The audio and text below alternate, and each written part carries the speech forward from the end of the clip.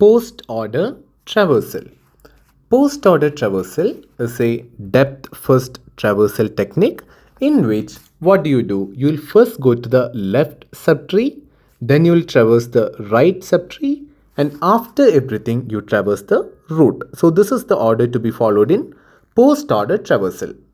In the previous two lectures, we learned about pre-order traversal and in-order traversal, and we already learned that pre, in, and post are decided on the basis of position of root. In pre-order, you went to the root first because pre means before. So you go to root before everything. In post-order traversal, you go to root after everything. So that is what you do in post-order traversal. And in in-order traversal, you go to root in between left and right subtree traversal. So we'll discuss post order here. If you have already seen our previous two lectures on pre and in order, it will be easier for you to grasp this post order because we'll be following the same footsteps. What we'll do here, we'll take the same example tree we used for pre-order and in order, and we'll understand what is the difference in post-order traversal. So the example tree we had taken was this. A is the root of the tree. A has two children, B and C. B has again two children, D and E. And C has only right child, which is F. So with this tree, we already did pre-order and in order. In pre-order, what did we get as the order? We first went to A, then we went to B. After B, we went to D, then E, C and F. This is the order we got in pre-order traversal. What about in order? In case of in order, we started from here. We went to D. After D, we got B. Then we went to E, A, C and F. So D, B, E, A, C, F. This is the order for in order and this is the order for pre-order. We are next going to the post-order traversal and let's see what is the order in post-order. So in post, let us see what is the order. So in post-order, what is the rule? You first go to the left subtree, then the right subtree, and at the end, after everything, you go to the root. So let us do this in this tree. So first you have to go to left subtree, then the right subtree, and finally you have to go to root. So let us first go to left subtree. So after that, you have to go to the right subtree, okay? So in left subtree, what do? Do you simply write B? No, we already learned you can't simply write the root. You again have to do the same procedure in the left subtree. So in left subtree, you again have to go to left, right and then root. So we'll go to this left subtree. Here we'll again do left, right and root. And what is the rule? You have to visit left first, then the right and then the root. So here in left subtree, there is only one node. So you can directly write D. After writing D, so D is visited. Next is right subtree because this is post-order traversal. So in right subtree, you again have only one node which is E. So you can write E. E is also visited. After this, what is the rule? You have to go to root. So root is B, right? So B is the root. Root is also visited, which means I have completed visiting the left subtree of my complete tree. So after left subtree, I have to go to right subtree because this is post-order traversal. In the right subtree, what do I see? I again have to shift to left, right and root. So what is my left subtree here? C doesn't have a left subtree. It is empty because C doesn't have a left child at all. So we'll go to the right subtree because left subtree is empty. We'll go to right subtree. In right subtree, what is the entry? Entry is F. So I'll write F. So after F, F is visited. So left and right subtrees are done for this subtree. Next is root. After left and right, I can go to root. So root is C. So I'll write C. After C, so the left subtree of my complete tree is done. Right subtree of my complete tree is done. This is time to go to root. Root is A. So finally, I'll write A. So this is the post-order traversal. So here you can see that our pre-order, in-order and post-order traversal done for the same tree. And you can clearly see that the sequence is different in case of pre-order, in-order and post-order traversals. So these traversals, they have their own significance, which we'll see later. So you have to understand how to find out these sequences. So now that you already saw what is the traversal sequence to be followed, next step, as we did in the previous lectures, we have a hack. So using a hack, we can directly find out this post order instead of going through all this procedure. And what is the hack? In case of pre-order, we had seen the hack is simply going through the tree and printing whichever node you are seeing. So you will first print A, then you will print B, D, E, C and F.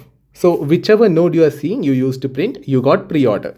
And in order, what did we do? We put these extra links to whichever nodes were not having children. And then we checked whenever that node is being visited for the second time, we wrote the node's name. And in post order, what are we going to do?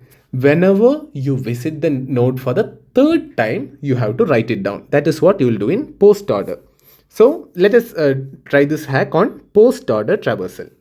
So you start from here and keep in mind, whenever you see a node for the third time, you have to note it down. So A first time, B first time, D first time, D second time, D third time. So when third time, write it down. And then you can continue traversal. So this is B second time, E first time, E second time, E third time. So write E down. Again we continue traversal, B third time. So write B. Again continue A second time, C first time, C second time, F first time, F second time, F third time. So write F. Again continue C for the third time. So write C. Again continue traversal A for the third time. So A. Now if you compare the sequence we got, this is exactly same as the post order sequence. So in post order, what is the rule? Whenever you are visiting a node for the third time, write it down. If you do that, you will get the post order traversal. So this is the hack. So now you understood logically what is post order traversal. How do you actually find it by that logical method? And then if you want to quickly find the post order, what is the hack for it? So we are done with the basic concept of post order. We'll go and write the pseudocode. Let us see how do we write the algorithm for this. So the logic is you have to first go to the left subtree, then the right subtree, and finally you will go to the root. That is the logic for post order. So using that logic, let us write the pseudocode. So post order of node. So in post order of node, what is the first thing? First thing is base condition. That is, when should you stop this recursion? So what we are writing is recursive algorithm, and recursive algorithm should always have a base condition where we will stop it. So what is the base condition? Whenever the node is null, we'll stop it. So if your node is null, what will you do? If your node is null, you will simply return. You will stop the algorithm there. If it is not null, if there is some value, then what you have to do? You have to follow the order of left subtree, then right subtree, and then the root. So how will you go to the left subtree? To go to the left subtree, you will call the same function. Recursively, you will call the same function post order of node pointing left. So this is how you recursively call left subtree. Next thing is go to the right subtree. So you recursively call post order of node pointing right. So this is how you go to the right subtree. And finally you have to visit the root. So that is print node. So this is the algorithm pseudocode for post order traversal of a tree. So in this again, what is the time complexity? You already know because we discussed in last 2 lectures. You are going through all n nodes in the tree, which means time complexity is order of n, because through all the n nodes, you are going to visit exactly once. And what is the space complexity? The same reason as previous 2 lectures, because of the recursion stack, space complexity is order of n. That is, in worst case, it can be order of n. If it is a balanced tree, it will be order of log n. But in worst case, you always should talk about worst case in case of time complexity. So worst case is order of n, space complexity and time complexity. So like we did in previous lectures, let us just try a dry run of this algorithm. So this is my first step. If it is null, I'll return. Second step is going to the left subtree.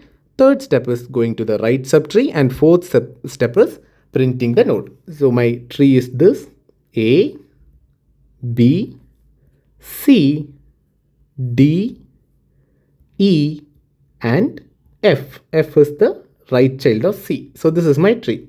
This is my recursion stack. Just understand how the recursion stack is growing in case of post-order traversal.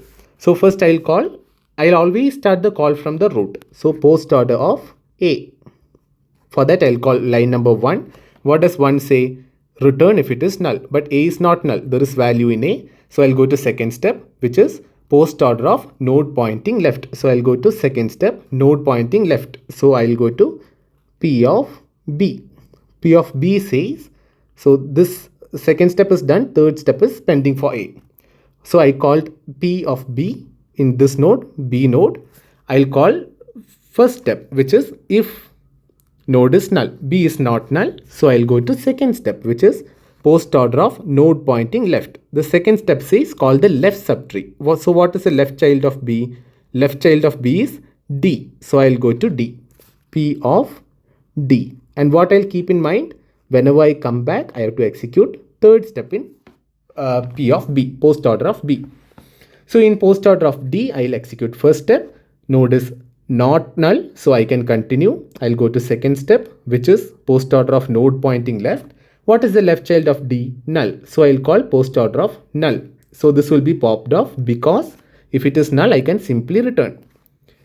So I'll come to third step, which is post order of D pointing right. So D pointing right is again null because D doesn't have a right subtree. So again it is null entry. It will be popped off. Fourth step says print D. So I'll print D. So this is the first print I am doing in post order traversal.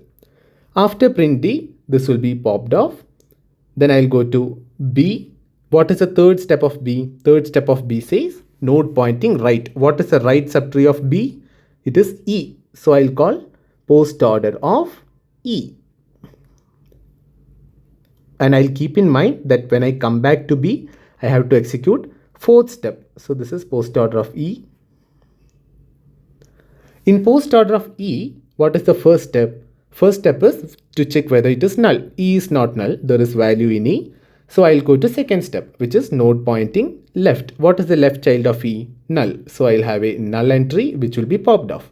And then I'll go to third step in post order of E. Third step says node pointing right. So what is the right child of E? Right child of E is null. So again it is null entry. So post order of null is, it will be returned, which means the entry will be popped off. I'll go to fourth step, which says print node E. So I'm in E right now. So I'll print E. After printing E, I can pop this off. All the steps are done. Then I go to fourth step of B. Fourth step of B says again print node. So I'll print B. After printing B, this will also be popped off. I can go to third step of A. Third step of A says node pointing right. So I'll go to right child, which is C. So post order of C. What is post order of C?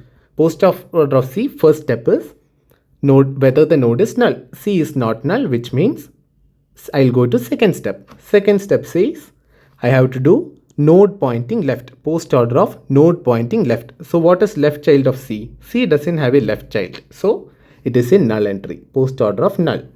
Because it is null, it will be popped off in the first step itself. So I'll return, I'll pop this off. What is the third step? Third step says node pointing right. So post order of node pointing right. What is C's right? C's right is F. So I'll call for F. And I'll keep in mind when I come back, I have to execute fourth step for C. Also A also we have to update. We have to come back and execute fourth step. What about F now? Post order of F is, first step is whether F is null. F is not null. So I'll go to second step. which is called node pointing left. F doesn't have a left child, which means it is null entry. Null entry will be popped off. Then I'll go to third step, which is node pointing right. F doesn't have a right child as well, so it is a null entry again. It will also be popped off. I'll go to the fourth step, which is print F. So I'll print F. Once fourth step is done, I can pop off F. Then what is the fourth step of C? Fourth step of C is print C. So I'll print C. Then I'll pop this off. What is the fourth step of A? Print A. Then I can pop this off. When all the entries are popped off, my complete execution is completed. Algorithm is done. So this is my post-order traversal, DEBFCA. So we understood how to find out pre-order, in-order and post-order from the last 3 lectures. And what is the time complexity for all the 3? Pre-order, in-order and post-order. Time complexity is order of n because you're going through all the nodes exactly once. And what about the space complexity? It is also order of n because in the worst case, you can have a skewed tree, and a skewed tree will grow like this, which means the recursion stack will take up the whole space of n. So one thing I have to clarify is that what if it is not a recursive approach?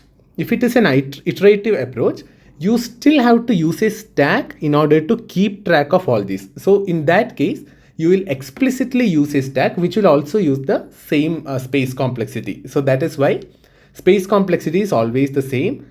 It will be order of n in worst case.